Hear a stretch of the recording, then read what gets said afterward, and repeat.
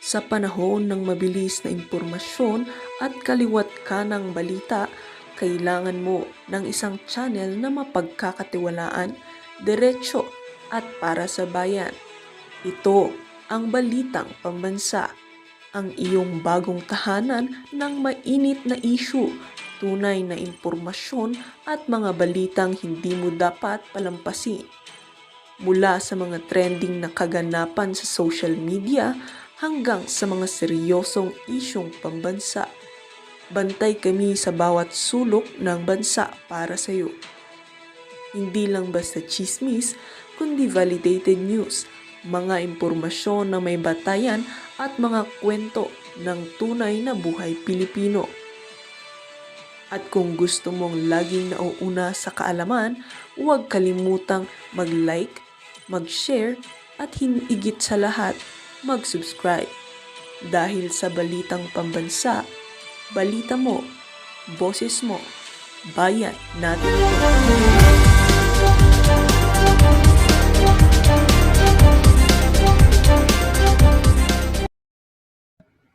Ang ginawa po nila ay kinuyog ang social media ng inyong lingkod. Okay lang po yun, ako yun eh. Ng aking may bahay, ng aking mga anak. Pero ang totoo po nun kung bakit po alam kong hindi nyo ito magugustuhan, sapagkat mas matitindi po yung ginawa nila sa aking anak na si Zoe. Marami naman siguro sa inyo ang nakakabatid na si Zoe po ay dumaan sa matinding pagsubok ng karamdaman. Nagkaroon po siya ng sakit, nagkaroon po siya ng cancer, ng leukemia. Subalit sa awa at tulong ng Panginoon Diyos, siya po ay himalang gumaling. At ngayon po ay magtatatlong taon na po siya na cancer-free. Gayunpaman, kahit po siya ay cancer-free na, alagang-alaga po namin tong batang ito, pati ng kanyang nakababatang kapatid, sumusuporta po sa kanyang ate, sapagkat yung pong trauma ng pagkakaroon ng cancer ay hindi po madali. Hindi po madaling matanggal sa isip ng isang bata. Isip-isipin po nyo nung siya ay unang nagkasakit, siya ay 11 years old pa lamang. Hanggang sa siya po'y nakipagbaka sa sakit na ito sa loob ng 3 taon. Alam niyo po kung anong pinagsasasabi ng mga nagpunta sa social media ni Zoe? Mamatay ka na sana. Bumalik sana yung cancer mo. You deserve to die. Yan po ba ang uri ng mga tao na sumusuporta po sa inyo, Madam Senator? Ganyan po ba ang mga tao na ipinaglalaban po ninyo?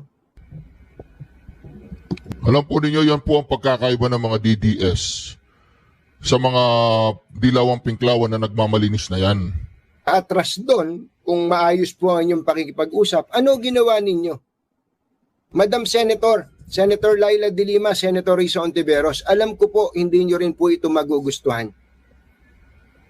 Senator Risa Ontiveros, Senator Laila de Lima, at pati na rin si Congressman Chel Jokno ng Akbayan Party List.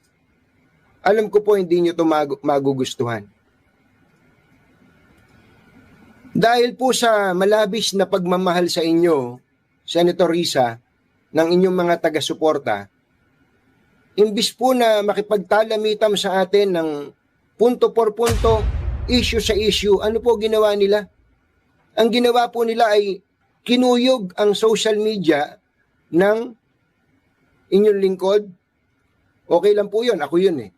Ng aking may bahay, ng aking mga anak. Pero ang totoo po nun kung bakit po alam kong hindi nyo ito magugustuhan, sapagkat mas matitindi po yung ginawa nila sa aking anak na si Zoe. Marami naman siguro sa inyo ang nakakabatid na si Zoe po ay dumaan sa matinding pagsubok ng karamdaman. Nagkaroon po siya ng sakit, nagkaroon po siya ng cancer, ng leukemia. Subalit sa awa at tulong ng Panginoon Diyos, siya po ay himalang gumaling. At ngayon po ay magtatatlong taon na po siya na cancer-free. Gayunpaman, kahit po siya ay cancer-free na, alagang-alaga po namin tong batang ito, pati ng kanyang nakababatang kapatid, sumusuporta po sa kanyang ate, sapagkat yung pong trauma ng pagkakaroon ng cancer ay hindi po madali. Hindi po madaling matanggal sa isip ng isang bata. Isip-isipin po nyo nung siya ay unang nagkasakit, siya ay 11 years old pa lamang. Hanggang sa siya po'y nakipagbaka sa sakit na ito sa loob ng 3 taon. Alam niyo po kung anong pinagsasasabi ng mga nagpunta sa social media ni Zoe? Mamatay ka na sana.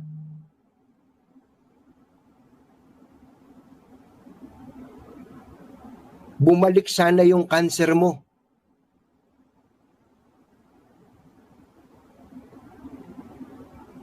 You deserve to die.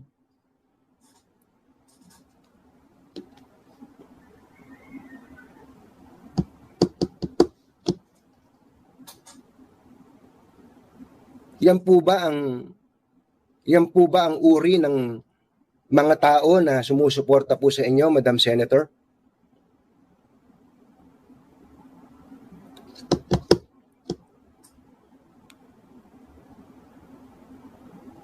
Ganyan po ba ang mga tao na ipinaglalaban po ninyo? Alam po ninyo, yan po ang pagkakaiba ng mga DDS sa mga dilawang pinklawan na nagmamalinis na yan. Tayo po, issue-based tayo. Pagmamahal sa bayan, galit tayo sa drugs, galit tayo sa korap, galit tayo sa mga tiwaling lingkod bayan. Yan po kasi ang prinsipyo ng Pangulong Duterte. Pero yung gaganyanin mo yung tao, nagka-cancer yung anak, titirain mo yung anak, ganyan po mga ka-reaction. Ang pag-uugali nitong mga makakaliwang grupo na to, nitong mga dilawang pinklawan na to. Nakakadiri kayo. Asiel Jokno, Risa Ontiveros, Leila de Lima. Matanong ko nga kayo, baka kayo ang tunay na salot ng lipunan. Hindi na issue eh. Alam na ninyong magnanakaw ang mga Marcoses. Alam na ninyong magnanakaw si Romualdez. Alam na ninyo kung sino ang nagnanakaw sa bayan at hindi si Sara Duterte. Pero dahil kapag naupo si Sara Duterte, ay lilipulin na naman niya yung mga kaibigan ninyo, kaibigan nyo ba yung mga NPA, mga teroristang komunista? Kaibigan nyo ba sila? Ha? Kaano, Leila de Lima, Saba, kaano-ano mo siya, no? Si yung nasa Netherlands na namatay. Si Singson, kaano-ano mo yun, yung asawa niya. Mga walang hiya kayo. Pati yung anak ni Katunying na cancer survival, mga punyeta kayong mga dilawang pinklawan, wala kayong mga prinsipyo. Wala kayong tunay na pagmamahal sa bayan. Pati yung tao, ako nagalit po talaga ako mga ka-reaction eh. Alam ko si Tunying, tutato ni Lisa Araneta. Alam ko kaibigan niya si Lisa, kaibigan niya. Pero naman, huwag naman ganyan. Dahil nilabas niya yung tinatawag nating insertion ni Risa, hindi yung insertion na ginawa ni Llamas ha. Yung insertion ni Risa sa budget, iba yung kay Llamas. Ewan ko anong klaseng insertion ang ginawa ng dalawa. Di ba mga ka-reaction? Mga punyeta kayo. Nag-survive yung tao, naghirap yung pamilya niya, babanatan ninyo. Hindi tama yan. Ako si Katunying, binanatan ko to. Binabanatan ko pa rin. Babanatan ko kahit sinong gusto kong banatan dito sa channel na ito. Na alam ko, pag alam ko na hindi na tama at hindi sang-ayon sa aking paniniwala, re-reactionan ko yan. Hindi bawal yun. Freedom of speech yun. Nagbibigay, lalong-lalo na kung isa kang public figure. Pero yung babanatan mo yung anak niya ng cancer survivor, hindi tama yun. Hindi po tama yun. Ako kinukundin ako yun. Mga punyeta kayo. Alam ko, nasaktan kayo dahil sa nasa pedestal si Senator Risa Ontiveros. Nasa pedestal. Ako, yung simpati ko na kay Katunying ha, kahit yung mga viewers ko dito, alam ko ayaw nyo si Katunying. Katulad nyo ako, ayaw ko yung posisyon ni Katunying pagdating kay Lisa Araneta. Ayaw ko yung posisyon niya pagdating sa mga Marcoses. Di ba? Kasi dinadala niya kay Risa yung usapan eh. Ang magnanakaw, Brad, si Bongbong Marcos tsaka si Tambaluslos, sila yung mga mastermind. Sila yung ilantad mo. Para dire-diretso na yung pagmamahal ko sa'yo. Di ba? Para yung love ko sa'yo, dire-diretso na. Ang ilantad mo, si Bongbong Marcos tsaka si Romualdez. Okay lang yung si Risa, ilantad mo rin yan. Pero yung ulo, si Bongbong Mandarambong, tsaka si Romualdez, ang pinakamalaking buhaya sa Pilipinas, sila yung ilantad mo. Pero para po mag-resort kayo sa ganitong uri ng mga taktika, hindi ko po malaman kung anong uring mga tao kayo. Tama. Yung pong bago mag-eleksyon ng 2022, inabot na po ng mga anak ko yan eh. Pero pinaunawa ko sa kanila na Tama. politika talaga yan mga anak. Pero ngayon, yung umaabot pa sa punto na sasabihin mo na you deserve to die, mamatay ka na sana, Tama. bumalik sana cancer mo. Anong klaseng mga tao yan? Anong klaseng mga tao yan? Alam ko hindi yun magugustuhan ni Senator Risa Ontiveros. Hindi nyo po magugustuhan. At alam ko hindi rin gusto ni Senator Laila de Lima. I know what... Hindi. Ganyan talaga yung mga putang inang yan. Mga walang paninindigan yan. Ayan, nakakulong na si Pangulong Duterte kung ano pang ginagawa sa kanya, oh. Yung magnanakaw, si Sara, 125 million. Si Bongbong Marcos, ilang bilyon yung kanyang confidential fund, mga punyeta kayo. What you went through. Pasensya na po, nakakapagmura ako, ha. Kasi, sana maintindihan niyo ako. Nakikirid away ako. Nakikirid away yung puso ko para kay Katunying. Putanginan nyo, anong ginagawa ninyo. Pati yung anak niya na nananahimik, dinadamay ninyo. Ito, politically, meron kaming differences ni Katunying. Meron kaming differences, meron kaming common ground. Ha? Yung differences lang namin, dapat banatan ni Katunying, si Bongbong Marcos, tsaka si Tambaluslos. Okay, banatan mo rin si Risa, okay lang yan.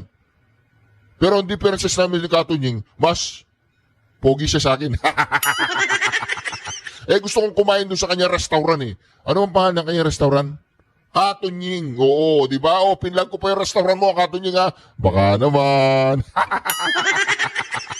Si Congressman Chel Jokno na nagsasabing nagagalit siya sa paninira kay Senator Laila de Lima ay kay Senator Risa Ontiveros.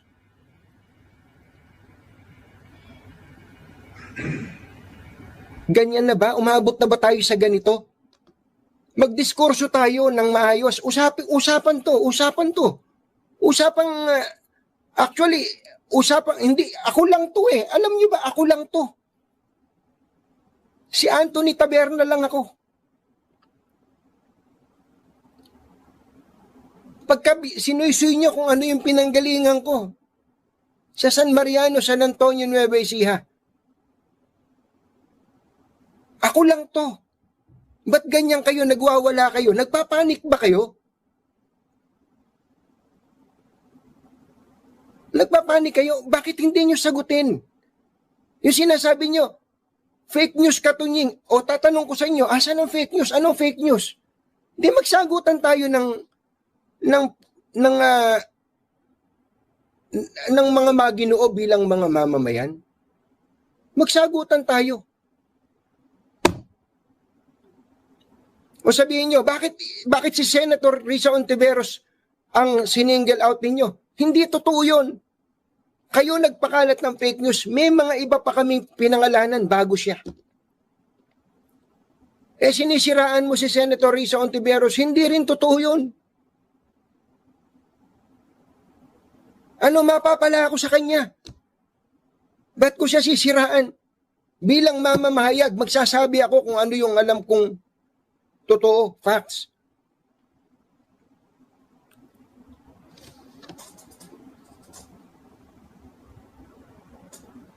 Mag-usap tayong punto por punto, mag-usap tayong issue sa issue. Mag-usap tayo. Pero yung okay na nga eh. Ako, sabi ko nga sa mga anak ko, mga anak, pasensya na kayo dahil baka kayo suguri ng mga... Pero hindi ko naman alam na aabot nun sa punto na sasabihan nyo yung anak ko na mamatay ka na sana. Bumalik sana yung cancer mo. You deserve to die. Ibang klase yun, Senator Risa Ontiveros. Ibang klase itong mga supporters mo.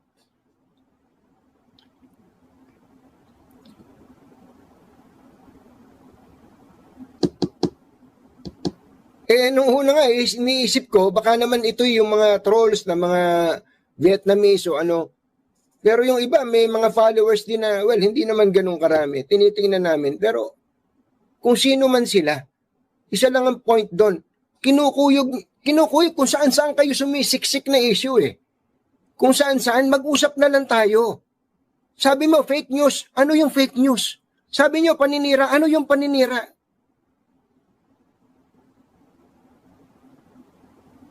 Ano yung paninira? Kakaiba kayo? Kakaiba kayong mga kababayan. Ako ginagawa ko yung assignment ko eh. I'm doing my homework. Nagre-research ako. Ano katunayan? Ano katunayan nagre-research ako?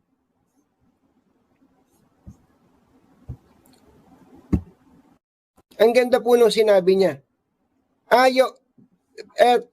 To cut the long story short, ang sinasabi po ni Congresswoman Laila de Lima, ang gusto nila ay totoo, ang gusto nila ay nagsasabi ng totoo, gusto nila ay tapat, ayaw nila ng ipokrito. Teka, ano ba ibig sabihin ng ipokrito? Ano ba ibig sabihin ng ipokrito? Tanungin nga natin tong si Gagel, para pare-pareho tayo ng pinanggagalingan. Ano ba ibig sabihin ng eto? A person who indulges in hypocrisy. Ano po? Ang sabi dito, the story tells of respectable men who turns out to be a cheat and hypocrite. So, ito po palang ibig sabihin ng hipokrito, pinalilitaw na siya kagalang-galang. Nung pala siya hindi naman totoong kagalang-galang, kundi mandaraya. Ano po, mga kababayan? Yung sinasabi niyang siya'y matuwid, pero hindi naman pala. Yung sinasabi niyang sila'y malinis, pero hindi naman pala. Sinasabi niyang siya'y tumutuligsa sa mga mali, pero hindi rin naman pala siya tama. Hindi po ba mga magulang at mga Kaya sang-ayon ako sa sinabi ni Congresswoman Laila de Lima. Opo. Congresswoman Laila de Lima, tama po kayo. Kaya lang ang tanong ko, Congresswoman Laila de Lima, para kanino po ba yung inyong tinutukoy? Para kanino po ba? Hindi po ba? Baka naman meron kayong pinatatamaan dyan, Madam Congresswoman. Baka naman may tamaan kayo dyan sa sinasabi nyo, may magalit po sa inyo. Ano po? Baka sabihin sa iyo, Congresswoman, baka naman pwedeng maghinay-hinay ka dyan na Congresswoman. Baka tinatamaan mo tayo. Baka sabihin mo sa ganun. Mabira pati. So, anyway, ba't napunta ako? Pasensya ka na, medyo natuwa lang po ako. Tapos, babalik ko lang po ito. We stand with Senator Risa. Alam ko po kung ano yung tinutukoy nila na we stand with Senator Risa. Ano po, mga kababayan? Ang tanong, dudugtong ko na rin ang isa namang pahayag mula po kay Senator Congresswoman Laila De Lima. Ang sabi po ni Senator Laila De Lima, kung ba't sinabi niyang we stand with Senator Risa, ganito. Hindi siya korap at hindi siya magnanakaw. Ako naman din yun din ang tingin ko kay Senator Risa Hindi siya korap at hindi siya magnanakaw. Yan po ang sabi niya. Tuloy. Pero, hindi na po tayo nagugulat sa ganito karumi at kagarapal na taktika. Yan po ang sabi ni Congresswoman Laila De Lima. Meron daw pong marumi at garapal na taktika. Malinaw, sabi niya, na ang mga nasa likod ng paninirang ito, meron daw po siyang nasumpungang malinaw at meron daw pong nasa likod. Meron daw pong nasa likod ng, paninirang ito. Meron daw pong nasa likod ng paninirang ito. Parang ang dating po, may nag-o-orchestrate ng paninira laban kay Senator Risa Ontiveros.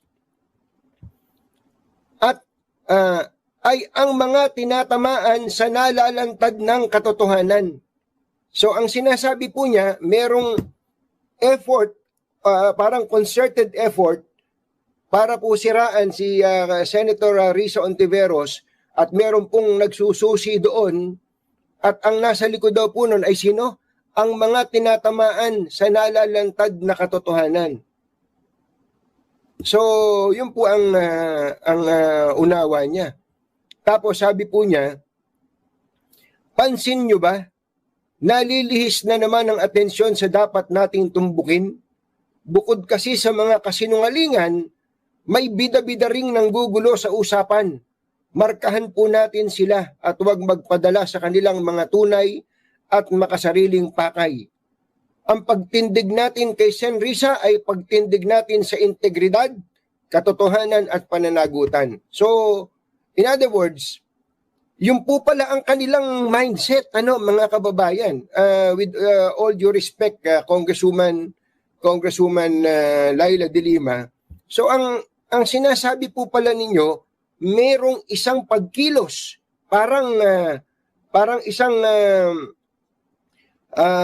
organisadong pagkilos o paninira laban kay Senator Risa at merong nagsususi dito o merong nagmamanipula at ito ay ang mga ayaw malantad ang katotohanan o yung tinatamaan ng ang totoo nun, kung meron man ewan ko kung sino po yung tinutukoy nyo, pero ako, kaya kong sabihin po sa inyo, Madam Congresswoman, na hindi po ako yun. Opo, hindi po ako kasama doon. Hindi po. Kung meron man pong tuwiran na gumagawa ng paninira, sabi nyo ay may nag-o-orchestrate ng paninira laban kay Senator Risa Ontiveros, kung meron man, hindi po kami kasama doon. Hindi po kami kasama doon. Isa lang po sinasabi natin at sang-ayon po kami doon sa una yung binanggit kanina, Madam Congresswoman, na na ayaw natin ng hipokrito. Ayaw natin ng nagmamalinis. Ayaw natin ng self-righteous. Pero hindi naman pala, mga magulang at mga mahal na taga-subaybay. Opo, ayaw nating pare-pareho nun. Alam nyo, kung saan-saan na nasuot itong usapan na to Pero bibigyan ko kayo ng konting background, mga kababayan. Bibigyan ko, of course, meron ba akong sasabihin dito na uunawain o pakikinggan ng mga sadya namang mga galit na sa akin noong pa.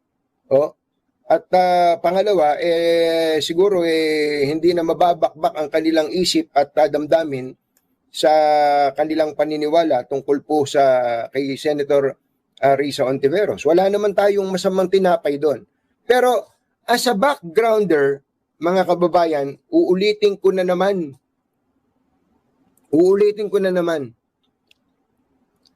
Nagsimula po ito nung ma-interview si Senator Ping Lacson.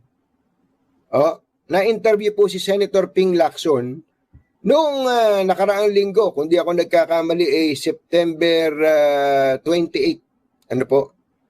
At sinabi po niya, almost all senators